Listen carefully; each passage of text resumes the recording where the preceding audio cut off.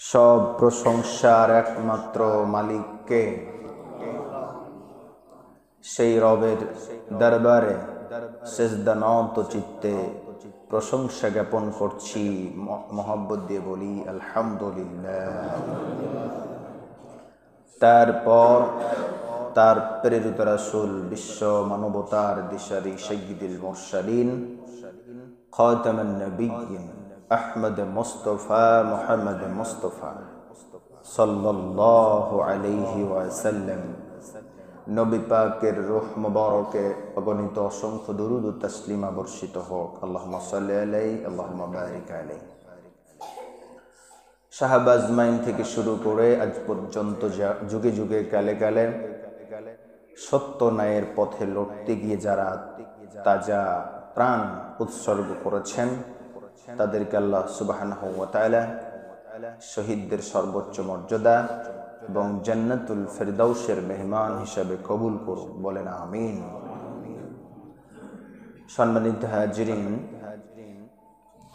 মূসা এবং আমার রব আল্লাহ সুবহানাহু ওয়া তাআলার সঙ্গে মাঝে মাঝেই আলাপচারিতা হতো, কথা হতো। তিনি মহাজ্ঞানী মানুষ ছিলেন, আল্লাহর পয়গম্বর হযরতে মূসা আলাইহিস সালাম। আর হবেন না কেন? তিনি তো হলেন আল্লাহর পক্ষ থেকে প্রেরিত একজন পয়গম্বর, যেমন তেমন ব্যক্তি নন। তিনি রবের সঙ্গে কথা বলতে গিয়ে কোনো একটা সময় কথা বলতে গিয়ে বললেন, আল্লাহ, তোমার যখন রাগ হয়, ক্রোধ হয়, তখন তুমি কি করো? সুন্দর প্রশ্ন করেন নাই? কথা বলেন। আমরা হলে হয়তো কি করতাম সেটা আমাদের ব্যক্তিগত বিষয়, অনেক কিছু হয়তো আমাদের প্রশ্ন তৈরি হতো, কিন্তু তিনি কত মহাজ্ঞানী মানুষ ছিলেন, তার সঙ্গে কথোপকথন হচ্ছে, কি সুন্দর একটা প্রশ্ন। আল্লাহ রাগ করেন, এটা আমরা বিশ্বাস করি তো? বিশ্বাস করতে হবে আল্লাহ রাগ করেন। কোন সময় আল্লাহ রাগ হয়, কখন হয়, এটার উপরে আমাদেরকে বিশ্বাস রাখতে হবে। তার নামই একটা কহ্হার, খুবই একটা কঠিন নাম। এই নামের উপরে কিয়ামতের দিন অটল থাকার কারণে চুল পরিমাণ হিসাব নিকাশ, বিচার ফাইসালা কোনো দিকেই হেরফের হবে না। প্রত্যেক ব্যক্তির হিসাব পাই টু পাই সেদিন আল্লাহ নিজে করবেন, কারো প্রতি বেইনসাফি করা হবে না। তিনি সেদিন কহ্হার নাম ধারণ করবেন, খুব শক্ত এবং কঠিন নাম ধারণ করবেন। তবে আমরা জানতে পারলাম মহান রব আমাদের কোনো সময় আমরা জানতে পারলাম আল্লাহ রাগ করেন, ক্রোধ সৃষ্টি হয়। মূসা আলাইহিস সালাম বললেন, হে আল্লাহ, তোমার সঙ্গে তোমার রাগ কখন কখন হয়, কি অবস্থাতে রাগ হয়? আল্লাহ পাক বললেন, হে মূসা, আমি যদি রেগে যাই তাহলে আমি তিনটি কাজ করি। কষ্ট না হলে বলেন তো কয়টি? তিনটি কাজ করি। আমি কথা বলার কারণ হচ্ছে, আমাদের দৈনন্দিন জীবনে, আমাদের জন্ম থেকে মৃত্যু পর্যন্ত আমাদের এই হায়াতি জিন্দেগির সঙ্গে কথাগুলো রিলেটেড, সম্পর্ক জরুরি, তাই আমি বলতেছি। মূসা আলাইহিস সালামের জীবনী থেকে তার একটা সুন্দর উপমা। তিনটি কাজের প্রথম নাম্বার কাজটি হচ্ছে, যখন আমি রাগ করি, রাগ করলে কিসের কারণে রাগ করতে পারে? এটাও তো একটা প্রশ্ন। কেন আল্লাহ রাগ করেন? দুনিয়ার সব সৃষ্টি তো তার, তাহলে তিনি প্রাণীদের প্রতি রাগ করেন? আপনারা একটু বুদ্ধি খাটিয়ে বলেন তো। যত মাখলুকাত আল্লাহ সৃষ্টি করেছেন, সব মাখলুকাতের প্রতি কি আল্লাহর রাগ আছে? কারণ তারা আল্লাহর বাধ্য বান্দা, মানে মাখলুকাত। তারপরে অন্যান্য যে সৃষ্টি রয়েছে গাছ গাছালি তৃণলতা সহ, আল্লাহ তো অসংখ্য সৃষ্টি, অন্যান্য সৃষ্টি, এক কথায় যত সৃষ্টি আছে মানুষ এবং জিন ব্যতীত যত সৃষ্টি রয়েছে তাদের প্রতি কি রাগ করার খুব দরকার আছে? নেই। কারণ ওরা আল্লাহ পাক যেভাবে বলেন, চন্দ্র সূর্য নক্ষত্র গ্রহ সৌররজি ভূমণ্ডল থেকে শুরু করে আসমান জমিনের প্রত্যেকটি কোণা, মানে বাতাস সূর্য নক্ষত্র প্রত্যেকটি আল্লাহর সৃষ্টি, আল্লাহ পাকের প্রত্যেকটি বিধান পুঙ্খানুরূপে পালন করে। আওয়াজ দেয়া বলেন সুবহানাল্লাহ। একটা প্রাণী, একটা অন্য কোনো জিনিস আল্লাহর বিনা হুকুম এবং নির্দেশ মতো চলে না। শুধুমাত্র মানুষ এবং জিনকে এটা আল্লাহ বাধ্য করেন নাই। জোরে বলেন সুবহানাল্লাহ। যদি বাধ্য করতেন তাহলে কি হতো? হয়তো ভালো হতো, এটাই আমাদের প্রশ্ন জাগতে পারে। হয়তো ভালো হতো, কিন্তু আল্লাহু খাবিরুন বিমা তা'মালুন, আল্লাহ তো সব খবরই ভালোভাবে জানেন, কোনটার মধ্যে মঙ্গল এবং কল্যাণ। তিনি আমাদেরকে বাধ্য না করেই ভালো করেছেন। জোরে বলেন ঠিক কিনা? এই বাধ্যতা আজ আমাদের আল্লাহ রাব্বুল আলামিন করেন নেই, কিন্তু এমন একটা সময় আসবে, অর্থাৎ হাসরের ময়দানে, সেই দিন আমাদেরকে প্রত্যেকের হিসাব প্রত্যেকেই আলাদা আলাদা ভাবে একে একে ইন্টারভিউ দিতে হবে। চাকরির ইন্টারভিউ যারা দিয়েছেন বা যতটুকু জানেন, কর্মচারী যখন লাগে উচ্চ লেভেলে, তখন ভাইবা বোর্ড, লিখিত পরীক্ষার পরে ভাইবা বোর্ড নিযুক্ত থাকে, সেখানে আপনাকে বিভিন্ন প্রশ্ন করে। সেই প্রশ্নগুলোতে টিকলে আপনি বাছাইয়ের মধ্যে পড়েন। তাহলে আমি যেটা বলতে চাচ্ছিলাম, আল্লাহ রাব্বুল আলামিন আমাদেরকে বানিয়েছেন সৃষ্টির সেরা করে, বাধ্য করেন নাই। অন্যান্য মাখলুকাতকে বাধ্য করেছেন, আমাদেরকে বাধ্য করেন নাই।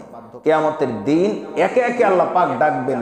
ইন্টারভিউ দেওয়ার সময় যেমন একে একে ডাকে, এর চাইতে কঠিন ভাবে আমাদেরকে আল্লাহ পাক সেদিন একে একে ডাকবেন। তুমি তোমার আমল নামাগুলো পেশ করো, ইকরা কিতাবাকা কাফা বিনাফসিকা আল-ইয়াওমা আলাইকা হাসিবা। তুমি তোমার জীবনে যত আমল করেছো সব হিসাবগুলো দাও, খারাপ ভালো সব হিসাব তুমি নিজে দাও। সেদিন আমাদেরকে দিতে হবে। তো আল্লাহ রাগ করেন, কাদের প্রতি রাগ করেন? মানুষ এবং জিন, এই দুইটি মাখলুকাতের প্রতি স্পেশালি রাগ হয়ে থাকে। এখন রাগ কেন করেন? আমরা যদি সবাই মিলে মানুষ এবং জিন জাতি আল্লাহর বাধ্য বান্দায় পরিণত হই, তাহলে পারে কি আল্লাহ রাগ করা দরকার আছে? কথা কি বুঝছেন? সবাই আমরা আল্লাহর বাধ্য হয়ে, মানে ইবাদত বান্দেগি দাসত্ব গোলামি সব কিছু যেভাবে আল্লাহ করতে বলেছেন সব কিছু করলাম। এখন বলেন তো আল্লাহ পাক কি আর আমাদের প্রতি রাগ করার কথা প্রশ্ন জাগে? কোনো প্রশ্নই জাগে না। তার মানে বুঝলাম, শুরুতে যেটা বুঝাতে চাইলাম, মানুষ এবং জিনের প্রতি আল্লাহ পাকের বেশি রাগ যদি হয়ে থাকে তাহলে তিনটি কাজ করেন। কয়টি কাজ? এক নম্বরে রব্বুল ইজ্জত ওয়াল জালাল, যখন তার রাগ হয় তখন নির্বোধ বোকা অযোগ্য যারা, তাদের হাতে সমাজ এবং রাষ্ট্রের নেতৃত্ব দান করেন, ক্ষমতা দান করেন। জোরে বলেন নাউযুবিল্লাহ। এটা আমাদের দেশ সমাজ এবং তামাম পৃথিবীতে এখনো ঘটেছে না ঘটে নাই? ঘটছে না ঘটে নাই? এটা আমরা দেখতে পাচ্ছি। তার মানে বান্দা এবং তার বান্দাদের প্রতি আল্লাহ এখনো কি করে আছেন? রাগ করে আছেন। যদি তাই না হবে, হয়তো মনে করবেন যে যারা সমাজ পরিচালনা করেছে, বাংলাদেশ সৃষ্টি হওয়ার পরে 50-52 বছর পেরিয়ে যাচ্ছে ধরুন, যত মানুষ পৃথিবী এই সমাজ চালিয়েছেন, দেশ চালিয়েছেন, তার মানে সবাই বোকা, সবাই নির্বোধ? আমি সেটা বুঝাতে চাচ্ছি না। আমি যেটা বুঝাতে চাচ্ছি, যারা আল্লাহর জমিনে আল্লাহর হুকুমত এবং সমাজ এবং রাষ্ট্র পরিচালনা আল্লাহর বিধান মতো করে না, তাদের আপনি যত বড়ই ডক্টর এবং ডিগ্রিধারী লোক হোক না কেন, আল্লাহ রাব্বুল আলামিনের ভাষায় তারা বোকা এবং নির্বুধ, এটা আমার বানানো কথা না, সোজা কথা।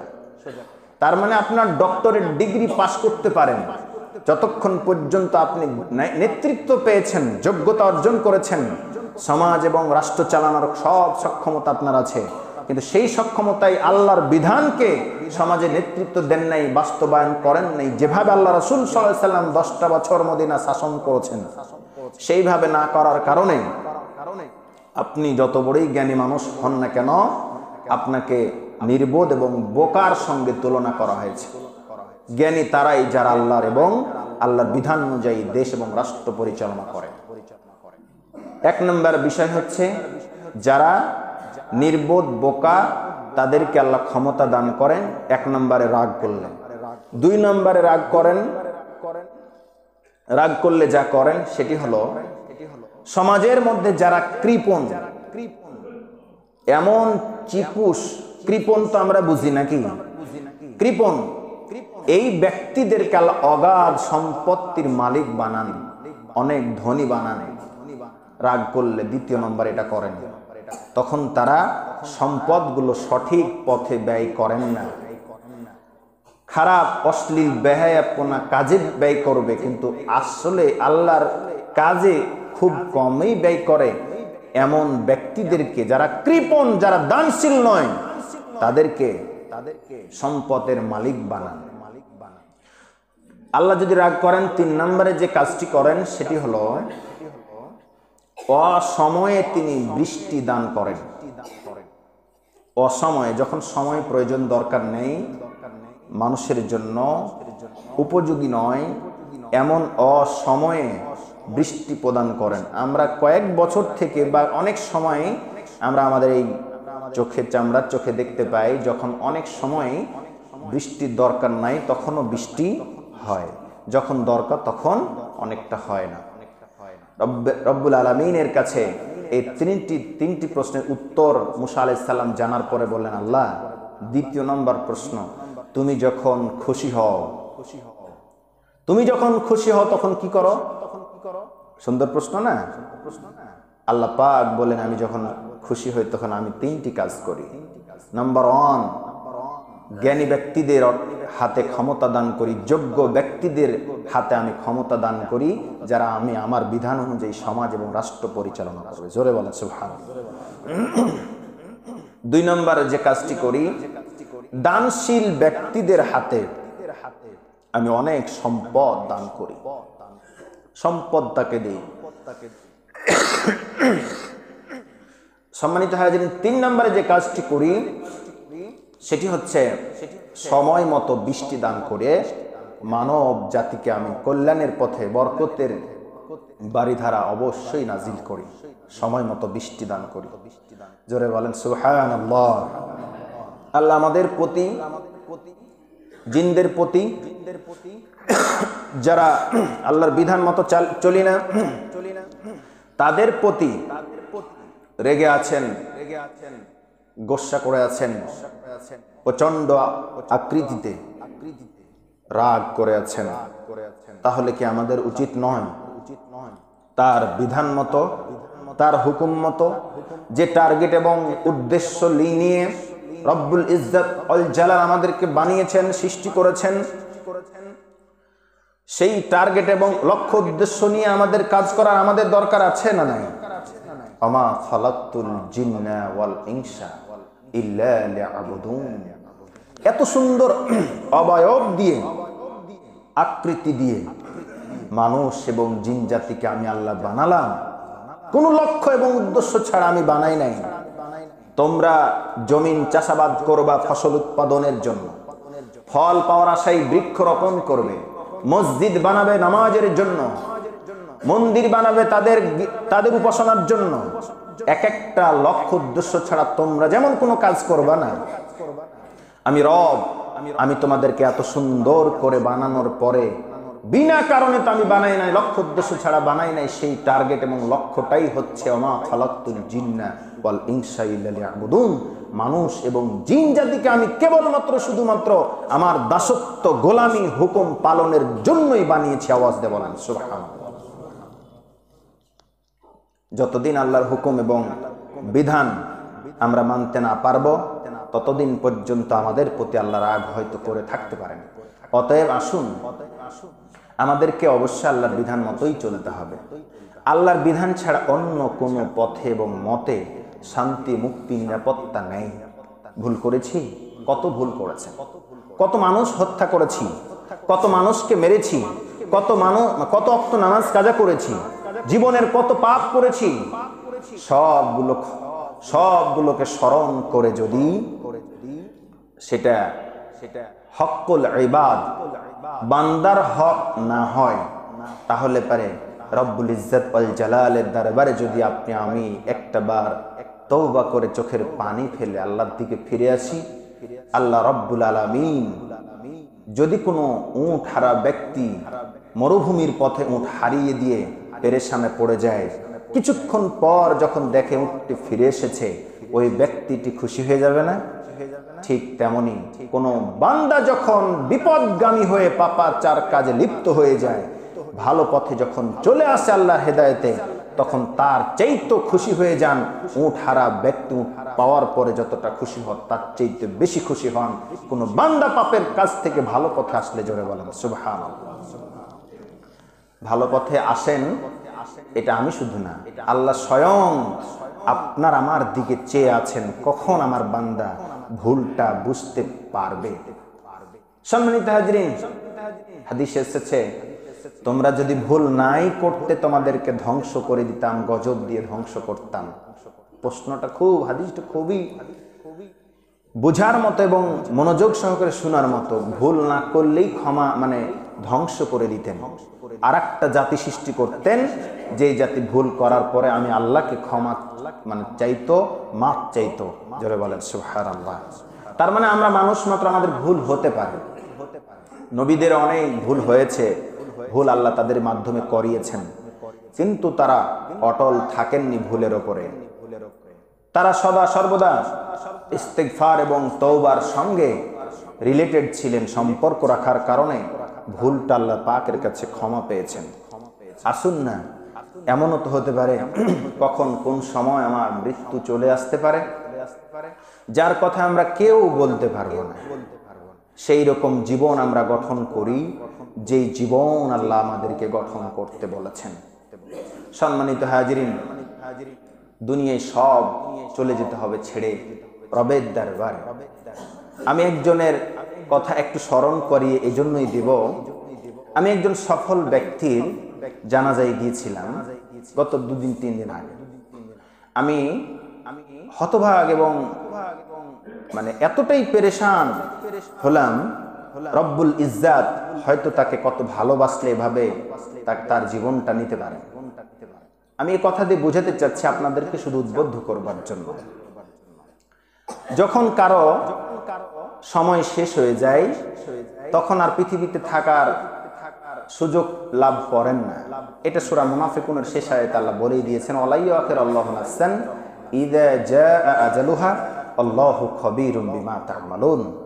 সময় শেষ, দুনিয়ার কোনো ডাক্তার, কবিরাজ, কোনো চিকিৎসক আপনাকে বাঁচাতে পারবে না।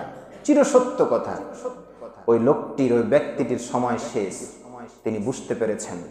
কারণ তিনি আল্লাহকে পাওয়ার জন্য যথেষ্ট খেদমত করেছেন, চেষ্টা করেছেন। আমাদের চোখে দেখা, আল্লাহ মাফ করুন। সম্মানিত হাজিরিন, তাহাজ্জুদের নামাজ, 5 ওয়াক্ত নামাজ এবং নফল রোজা থেকে শুরু করে মানুষের সাথে কথাবার্তা, লেনদেন, ব্যবসা বাণিজ্য অনেক করেছেন, কিন্তু কোনো জায়গাতে কোনো ঋণ বাকি সেরকম রাখেন নেই। জীবনটাকে এমন ভাবে গঠন করেছেন, উনি এমন ভাবে তৈরি ছিলেন, যে কোনো মুহূর্তে আমার মৃত্যু হতে পারে, আমি যেন রবের সামনে প্রস্তুতি নিয়ে যেতে পারি। তিনি মৃত্যুবরণ করার 2-3 ঘন্টা আগেও বলতেছেন, চিকিৎসা করে কোনো লাভ নেই, আমার জীবন শেষ, আমি মৃত্যুর কোলে ঢলে পড়েছি, আমাকে আর চিকিৎসাতে নিয়ে যেও না। সন্তানের আকুতি মিনতি যতক্ষণ জীবন আছে তারা তো আর বসে থাকতে পারে না, সেজন্য চিকিৎসা নিচ্ছিলেন।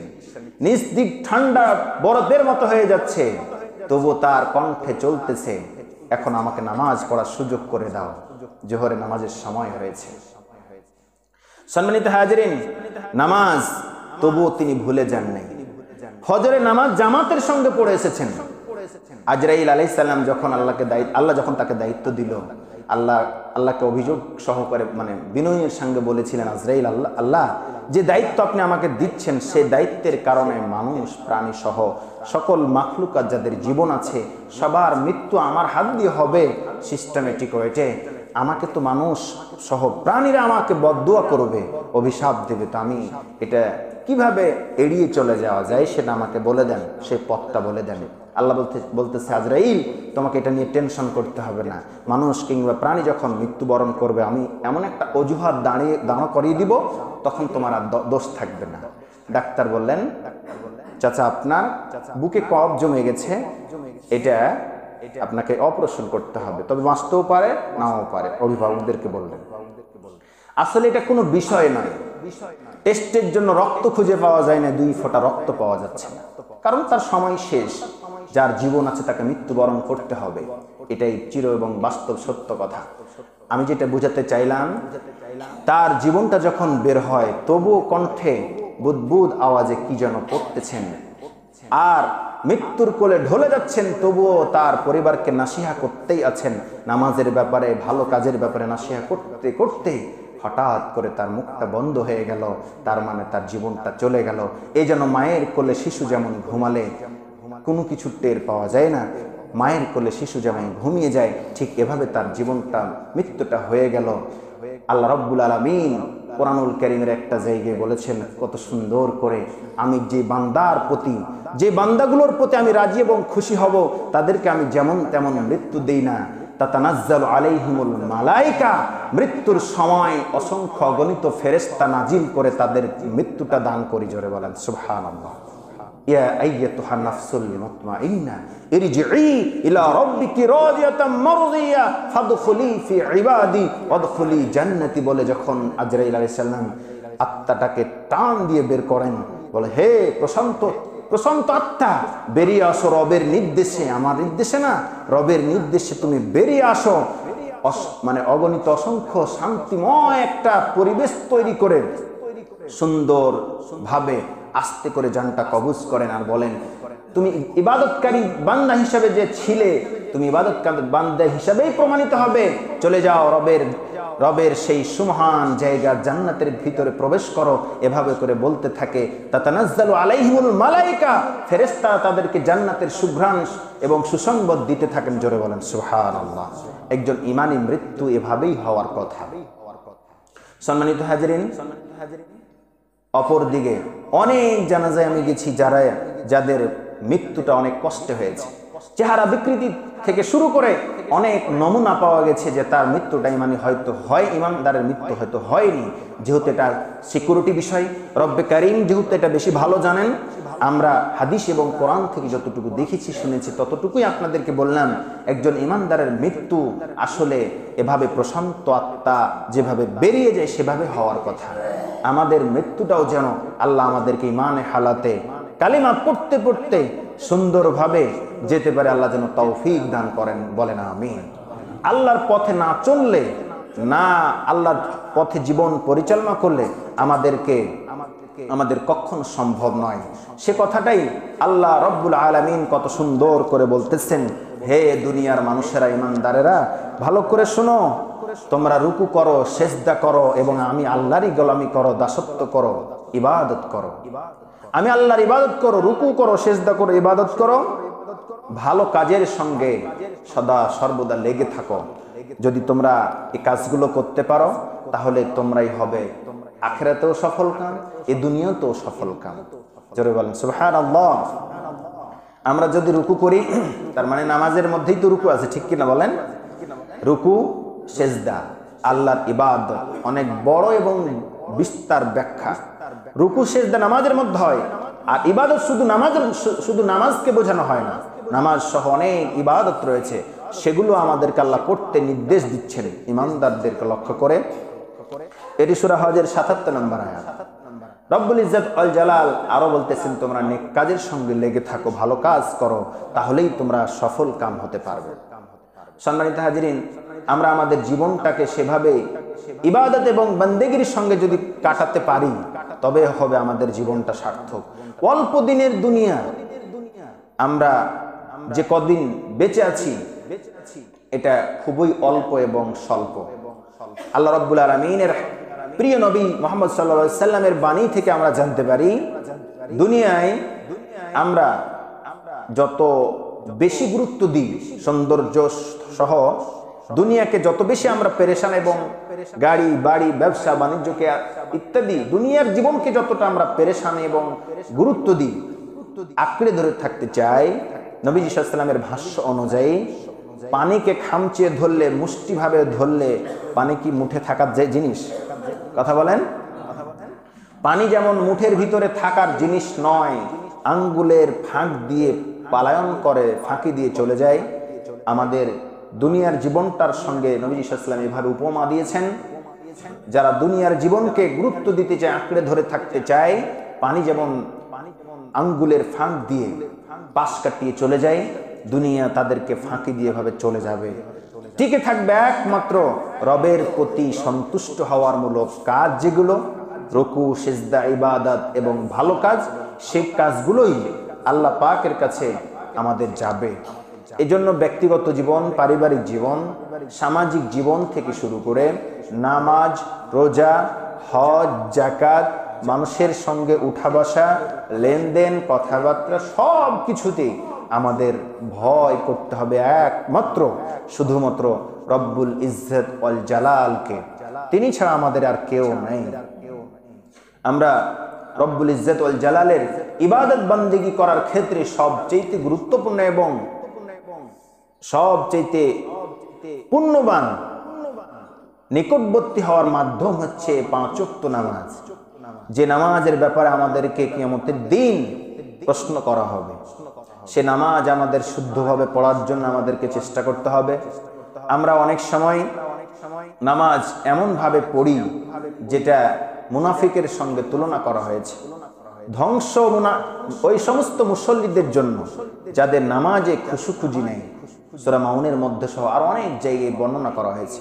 এই জন্য আমরা চেষ্টা করব মৌলিক ইবাদত করার ক্ষেত্রে আমরা যেন অবশ্যই অবহেলার সঙ্গে নামাজটা না পড়ি। ধারাবাহিক আলোচনা করতে গিয়ে আমরা বলেছিলাম, নবীজি সাল্লাল্লাহু আলাইহি সাল্লাম যেভাবে নামাজ পড়তেন সেভাবেই আমাদের পড়লে নামাজটা কবুল হবে। আমরা অনেকেই নামাজের ক্ষেত্রে কেরাত পড়ি, দাঁড়ানো, বুকে হাত বাঁধা থেকে শুরু করে সবটাই করি, কিন্তু নবী সাল্লাল্লাহু আলাইহি সাল্লাম কিভাবে করেছেন সেটা মানতে গিয়ে অনেকের দ্বিমত চলে আসে। আমরা হাদিসে জানতে পারলাম, নবী সাল্লাল্লাহু আলাইহি সাল্লাম যেখান থেকে আমি শেষ করেছি সেখান থেকে কয়েকটি কথা না বললে নয়। নবী সাল্লাল্লাহু আলাইহি সাল্লাম আমিন বলতেন এত জোরে, সে ব্যাপারে হাদিসে এসেছে, সাহাবী বলতেছেন আমি নিজ কানে শুনেছি নবীজি সাল্লাল্লাহু আলাইহি সাল্লাম জোরে, উচ্চ স্বরে, সুন্দরভাবে জোরে আমিন বলেছেন। এ কথাটা আমরা হাদিস থেকে পাই। অন্য আরেকটা হাদিসে এসেছে, যখন আমিনের আওয়াজটা নবী সাল্লাল্লাহু আলাইহি সাল্লাম সহ সাহাবারা করতেন তখন পুরো মসজিদটা গম গম করে বাজত। এটি সহিহ বুখারীর হাদিস।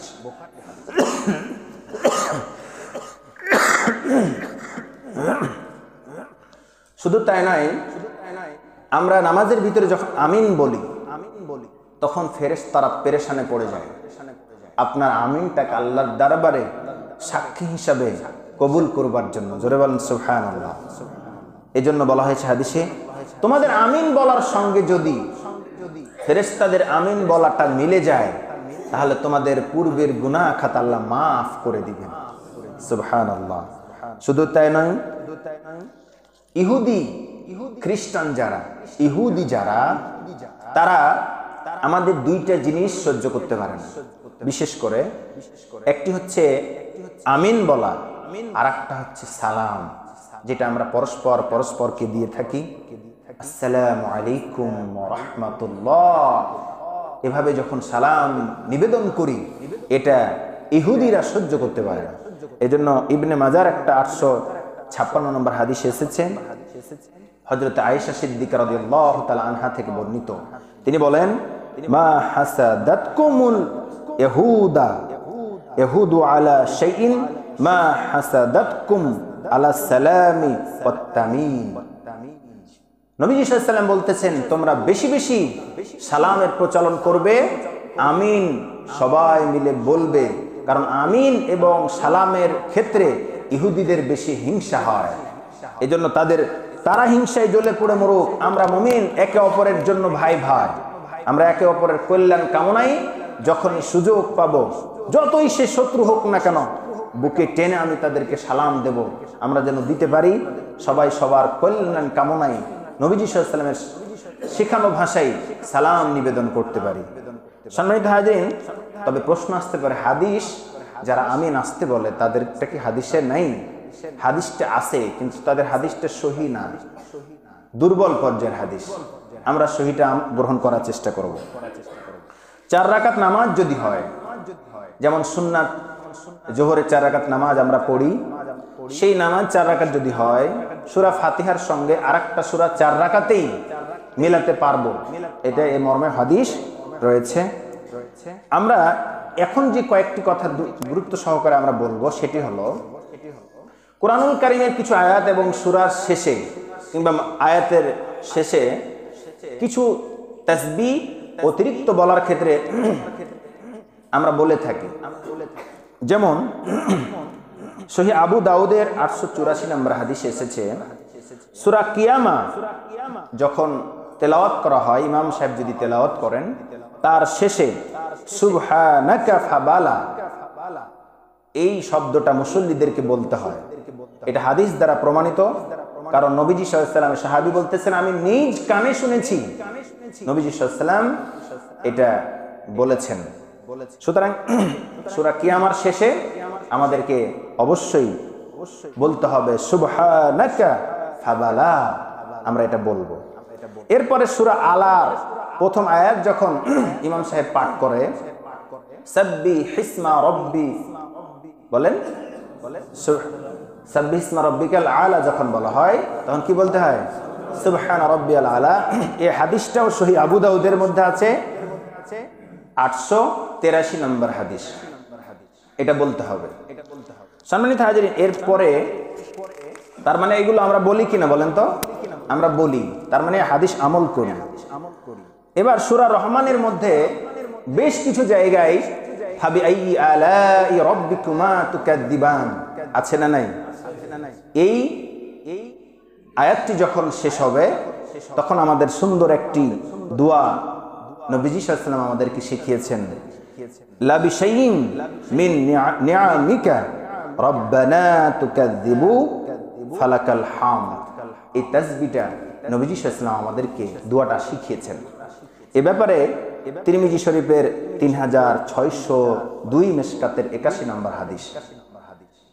নবীজি সাল্লাল্লাহু আলাইহি ওয়াসাল্লাম ইমামতি করতেছেন, পিছনে সাহাবীরা দাঁড়িয়ে আছেন, কিন্তু এই সূরাটা তেলাওয়াত করছেন। তেলাওয়াত শেষ হয়ে গেল, পিছনে সবাই চুপচাপ। নামাজ শেষ করে নবীজি সাল্লাল্লাহু আলাইহি ওয়াসাল্লাম বললেন, নবীর সাহাবীরা, তোমরা আমি রহমান সূরার এই জায়গাগুলো তেলাওয়াত করলাম, ফাবিআইয়ি আলাই রাব্বিকুমা তুকাযযিবান বললাম, তোমরা কোনো জবাব দিলা না যে? বলতেছি, ইয়া রাসূলুল্লাহ, আমরা তো জানি না কি বলতে হয়, তা তো জানি না, আমরা তো কোনোদিন শুনেও নি। নবীজি সাল্লাল্লাহু আলাইহি ওয়াসাল্লাম বললেন, আমি যখন জিনদের সামনে এই সূরাটি তেলাওয়াত করছিলাম, তখন জিনেরা ফাবিআইয়ি আলাই রাব্বিকুমা তুকাযযিবান এটা শোনার পরে সুন্দর করে আমি যে তেলাওয়াত করলাম তাসবিহটা, সেই তাসবিহটা দোয়াটা জিনদেরকে আমি নবী স্বয়ং নিজ কানে পড়তে শুনেছি। জোরে বলেন সুবহানাল্লাহ। সেই দিন থেকে নবীজি সাল্লাল্লাহু আলাইহি ওয়াসাল্লাম আমাদেরকেও পড়ার নির্দেশ দিয়েছেন, আমাদেরকে বলেছেন আমরা চেষ্টা করব। এরপরে সূরা গাশিয়া শেষ আয়াতে আমরা যখন যাই, তখন কি বলতে হয়? আল্লাহুম্মা হাসিবনি হিসাবে ইয়াসিরা। এটি হাদিস দ্বারা প্রমাণিত, আমরা অবশ্যই এটা পড়ব ইনশাআল্লাহ। এখন আরো কয়েকটা থেকে যায়, যেমন সূরা 3 আছে, সূরা 3 এর শেষে কি বলি আমরা? বালা ওয়া আনা আলা যালিকা মিনাশ শাহিদিন। এই দোয়াটা পড়ার ক্ষেত্রে পড়তে পারবো কি পারবো না, হাদিসটা হচ্ছে জয়ীফ পর্যায়ের। যতটুকু দেখলাম হাদিসটা জয়ীফ, দুর্বল। আমরা যদি পড়লে সমস্যা নেই, যদি ছেড়ে দিই তবে বাধ্য করা হয় নাই, এটা বলতে বাধ্য করা হয় না। হাদিসটার রেওয়াজটা হচ্ছে দুর্বল। আমরা অনেক সময় পড়ে থাকি, তবে বাধ্য করা হয়নি। আমরা চেষ্টা করব যেগুলো আমরা এর আগে শুনলাম সেগুলোতে পড়তেই হবে, হাদিস সহি এবং সহি দলিল থেকে আমরা পেলাম, এগুলো তো অবশ্যই পড়ব। সূরা 3-এর শেষে যেটা পড়ি সেই হাদিসের রেফারেন্সটা দুর্বল পর্যায়ে, দুর্বল করে আমরা ছেড়ে দিব না, একবারে আমল করব না, বিষয়টা এমনটা নয়। যেহেতু হাদিস আছে কিন্তু দুর্বল, এটা সম্মানিত হাজির, এটা আমরা চেষ্টা করব। এরপরে অনেকগুলো সূরার শেষে আলহামদুলিল্লাহ, আল্লাহু আকবার, অনেক কিছু বলা হয়, এগুলো একদম দুর্বল এবং জাল পর্যায়ের হাদিসও নাই। এগুলো এক ধরনের ব্যক্তি কিংবা কারা এগুলো বানিয়েছে। আমরা যতটুকু আলোচনা করলাম এই সূরাগুলো ব্যতীত অন্য সূরাগুলো যেগুলো আছে, আমার যতটুকু জানা কোনো জায়গাতে আর কোনো জবাব দিতে হয় বলে হাদিসে পাইনি। আমরা চেষ্টা করব যতটুকু পেলাম ততটুকুই আমরা যেন বলি। আল্লাহ আমাদেরকে তৌফিক দান করুন। আমরা সবাই বলি আমিন। ওয়া আখিরু দাওয়ানা আলহামদুলিল্লাহি রাব্বিল আলামিন।